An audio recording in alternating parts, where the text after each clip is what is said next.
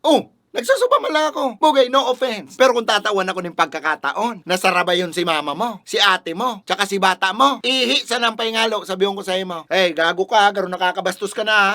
Oh, ara mo pala na nakakabastos? Ata ginigibo mo. Nagsusuba man lang baga ako. Oh, suba man lang nga dito sa kuya ha. Bugay, pero feeling ko, kung masarumbanggi kami ni mama mo, tawan ta kaning tugang na kamukha mo. Ayaw. Tarantado ka, ayuson mo yung uso mo. Yan ang sinasabi ko sa imo. Masuba ka sa bata ko ng below the belt, tapos pag ginibo sa imo, maaanggot ka. Surubahan lang baga. Sabi nga ni Kayan, kung habo mong gibuhon sa imo, day mo pag gibuhon sa ibang patal ka. Para sinabihan na masiram si bata mo, anong maraot duman? Oh, may man pala maraot duman. Masiram ang baga si mama mo. Pero feeling ko mas masiram si lola mo.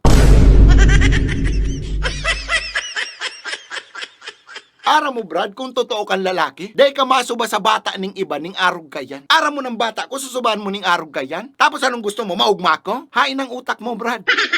Hindi ka na masubahan mo niya na. Tandaan mo niya, ang suba, isinasa lugar yan. Ginagamitan niya ning utak. Kung makaka-open ba ang suba mo sa iba or dae, bako itong minakasta ka na sa ng suba. Tabako manggabos na tawo, pwede mong subahan.